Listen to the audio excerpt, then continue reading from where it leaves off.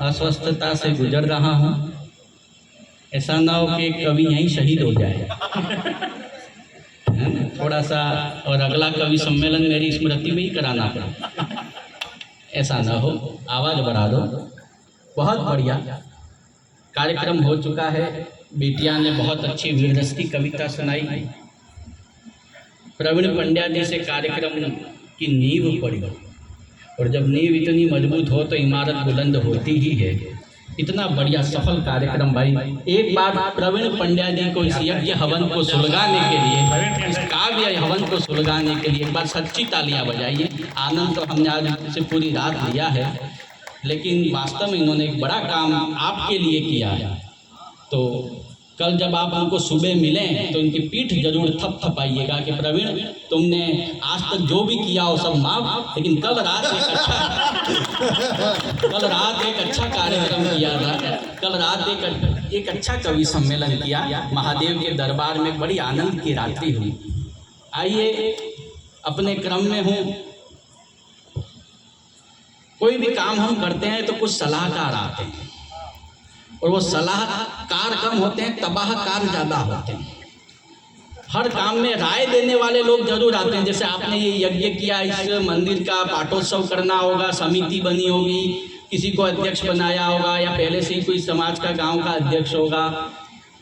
सारा कार्यक्रम सेट होने के बाद भी कुछ रायचंद आते हैं जो आपको राय देते हैं, जबरदस्ती राय देते हैं। और कुछ रायचंद ऐसे हैं जो शमशान तक पीछा नहीं छोड़ते। शमशान में सारा काम सेट हो चुका होगा, मुर्दा लेटा दिया गया होगा, ऊपर लकड़ियां जमा दी होगी, आग लगाने की तैयारी में भी एक रायचंद आएगा कि ये मोटी वाली लकड़ी यहाँ रखो, इससे मुर्दा अच्छा जलेगा। जैसे मुर्दा नहीं भुट्टा सेक रहा होगा। मतलब ये होते हैं रायचंद। आप दोनों राजनीतिक पार्टी में काम करते हैं और समाज में काम करने वाले लोग भी बैठे होंगे, आपको भी राय देने वाले, बिना मांगे राय देने वाले मिल जाते हैं। प्रभु जी ऐसा करो तो ठीक रहेगा, प्रभु जी ऐसा करो तो ठीक रहेगा। और ये राय तो बड़े बड़े खतरनाक होते हैं। मुझे याद है, मेरे गांव में एक आदमी ने मिठाई की दुकान खोली। सुनना, मेरे गांव में एक आदमी ने मिठाई, बारीक चीज है, समझ जाओगे तो दूर तक बैठे व्यक्ति को आनंद आएगा। हालांकि दूर तक कोई नहीं बैठा है, सब यहीं तक ही बैठे। मेरे गांव में एक आदमी ने मिठाई की दुकान खोली, खोल के बैठा तो एक रायचंद आया। उसने कहा मिठाई की दुकान खोली है तो ऊपर बोर्ड लगा अच्छा सा, तो उसने बोर्ड लगा दिया, हमारे यहाँ ताजी मिठाइयाँ मिलती हैं। क्या बोर्ड लगाया? हमारे यहाँ ताजी मिठाइयाँ मिलती हैं। वो दुकान खोल के बैठा है। पहले दिन एक रायचंद आया, राय बहादुर आया। अच्छा, मिठाई की दुकान खोली है? उसने कहा जी हाँ। अच्छा, बोर्ड भी लगाया? उसने कहा जी हाँ। यार, इस बोर्ड में एक गलती की है तेने। प्रभु जी सुनना, बोर्ड में एक गलती की है तेने। बोले क्या? इसमें ये हमारे शब्द क्यों लगाया है? जब दुकान तेरी है तो तेरे ही नहीं मिलेंगी, ये हमारे लिखाने की जरूरत नहीं है, ये हमारे हटा। उस रायचंद ने उस हमारे शब्द पे कलर लगवा दिया, सफेदा लगवा दिया। अब लिखा था यहाँ ताजी मिठाइयाँ मिलती हैं। 1 घंटे बाद एक और रायचंद आया, उसने भी देखा, बोर्ड देखा, यहाँ बोर्ड पे देखा और कहा यार इस पूरे बोर्ड में ये यहाँ शब्द गलत लिखा है। जब दुकान यहीं है तो यहीं मिलेंगी, इसमें ये लिखाने की जरूरत क्या? ये यहाँ शब्द हटा। तो बेचारे उस भोले दुकानदार ने वो यहाँ शब्द पर भी सफेदा लगवा दिया, कलर लगवा दिया। अब लिखा था ताजी मिठाइयाँ मिलती हैं। एक रायचंद और आया। दुकान का पहला दिन, अभी तक कोई 500 ग्राम मिठाई खरीदने नहीं आया, लेकिन राय देने जरूर आ रहा। अब लिखा था ताजी मिठाइयाँ मिलती हैं। एक रायचंद आया, बोले यार जब ये ताजी हटा। बोले क्यों? यार ताजी लिखने से डाउट पैदा होता है कि बासी भी मिलती हैं क्या। ये ताजी हटा, ताजी लिखने की क्या जरूरत है? उसने कहा यार बात तो सही कह रहा है, जब 2 रायचंदों की बात मानी है तो इसकी मान लेते हैं। उसने ताजी पर भी कलर लगवा दिया। अब लिखा था मिठाइयाँ मिलती हैं। एक रायचंद और आया, उसने कहा यार जब दुकान में मिठाइयाँ रखी हैं, शोकेस में दिख रही है, तो ऊपर लिखाने की जरूरत क्या है कि मिठाइयाँ मिलती हैं? आलू प्याज भी बेचता है क्या? बोले नहीं, तो भैया मिठाइयाँ हटा। उस रायचंद ने उस मिठाइयों पर भी सफेदा लगवा दिया। अब लिखा था मिलती हैं। एक रायचंद और आया, उसने कहा यार ये मिलती शब्द गलत लिखा है तेने। जब तू बैठा हुआ है, दुकान खुली है, दुकान में सामान पड़ा हुआ है, इसका मतलब मिलती है, ये मिलती हटा। उस रायचंद ने मिलती पर भी सफेदा लगवा दिया। अब लिखा था हैं।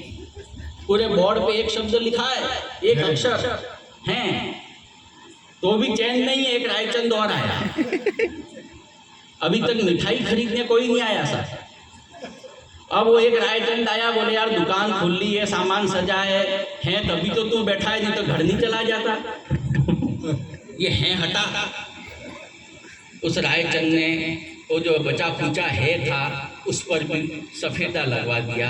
भाई साहब 3 घंटे में गांव के रायचंदों ने मिलाकर उस नई दुकान का पूरा बोर्ड साफ करवा दिया। ये होते हैं रायचंद। ताली बजाओ। लेकिन अभी और सुनो, एक रायचंद और आया, लास्ट वाला। ये सबसे खतरनाक। वो आया, उसने देखा, दुकान देखी, मिठाइयाँ देखी, ऊपर बोर्ड देखा और एकदम क्लीन चट बोर्ड देखा, साफ चट बोर्ड देखा। तो उसने उस दुकानदार का कहा कि यार इतनी बढ़िया दुकान खोली है, इतनी बढ़िया मिठाइयाँ हैं, बोर्ड भी लगा हुआ है, तो बेवकूफ़ इस पे लिखाता क्यों नहीं कि हमारे यहाँ ताजी मिठाइयाँ मिलती हैं। बहुत बढ़िया भैया, बहुत बढ़िया, आ जाए बहुत बढ़िया। ये होते हैं रायचंद। तो कभी इनके चपेटे में आना नहीं।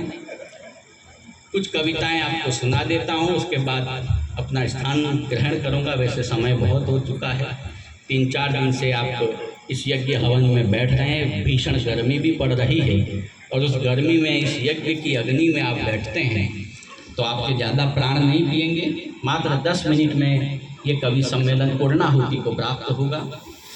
आज का आदमी, 2 पंक्तियों की कविता है, लेकिन बात समझ में आ जाए तो एक एक श्रोता ताली बजाए। स्वागत। आज का आदमी दोहरा जीवन जी रहा है। आज का आदमी दोहरा जीवन जी रहा है। अकेले में शराब और समाज में पानी भी छान करके पी रहा है। आज का आदमी दोहरा जीवन जी रहा है। आज का आदमी दोहरा जीवन जी रहा है। आज का आदमी धृतराष्ट्र की तरह अंधा हो गया है।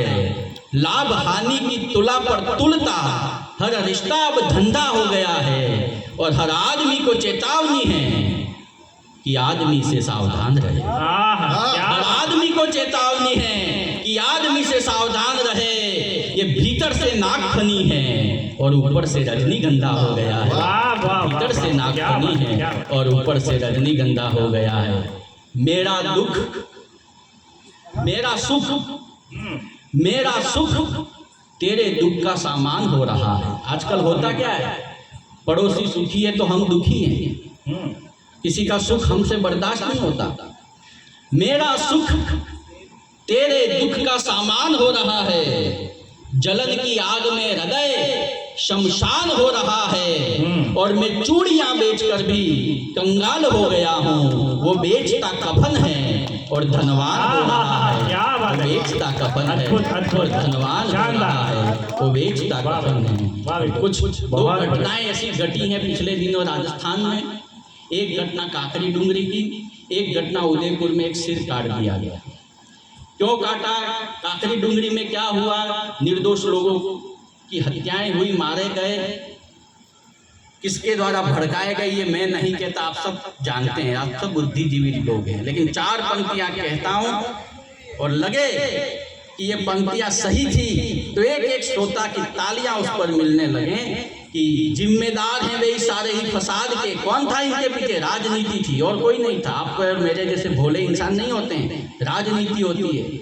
जिम्मेदार हैं वे इस सारे ही फसाद के जिन पर हिफाजत की जिम्मेदारी है। और मत पूछ कि क्या हाल है मेरे शहर का।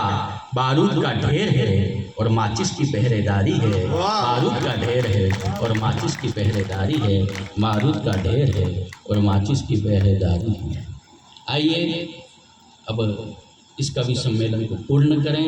कवि सम्मेलन ने आपको हंसाया भी बहुत, रुलाया भी बहुत मार्मिक कविताओं से, और सबसे बड़ी चीज़ भाई प्रवीण पंड्या और उनके पूरे परिवार का जो आत्मीय प्रसाद इस कवियों को मिला है और आपके इस पूरे गांव को इन कवियों के माध्यम से मिला है। एक बार प्रवीण जी पंड्या, उनके पिताश्री, उनके भाई और पूरा परिवार जो यहाँ बैठा है, अभी भी उस परिवार की एक बेटी चाय की सेवा यहाँ पर कर रही थी, उस परिवार के सम्मान में एक बार तालियों का अभिषेक कीजिए, ताकि इस तरह के काव्य यज्ञ आज प्रवीण जी हैं, कल को कोई और ये साहस कर सके कि गाँव में इस तरह का काव्य यज्ञ समय समय पर हो। बहुत बढ़िया कार्यक्रम हुआ, आपके गांव में आकर बहुत अच्छा लगा। आपकी कविता सुनने की ताकत, कविता समझने की ताकत हमने देखी है और आज हम सब कवियों का ये दृढ़ विश्वास हो गया है कि देहातों में मिले निमंत्रण अस्वीकार नहीं करने चाहिए, वहाँ भी जाना चाहिए, क्योंकि कविताओं को सच्चा आदर इसी गाँव देहातों में मिलता है, जो आज हमने इस बस्ती में आकर के जाना है। आपका प्रेम पाकर अभिभूत हैं, आपकी सेवा पाकर के अभिभूत हैं। एक बार मेरे साथ जोरदार जयकारा लगाइए, बोलिए केदारेश्वर महादेव की जय। हर हर महादेव। बहुत बहुत धन्यवाद। जय सिया राम।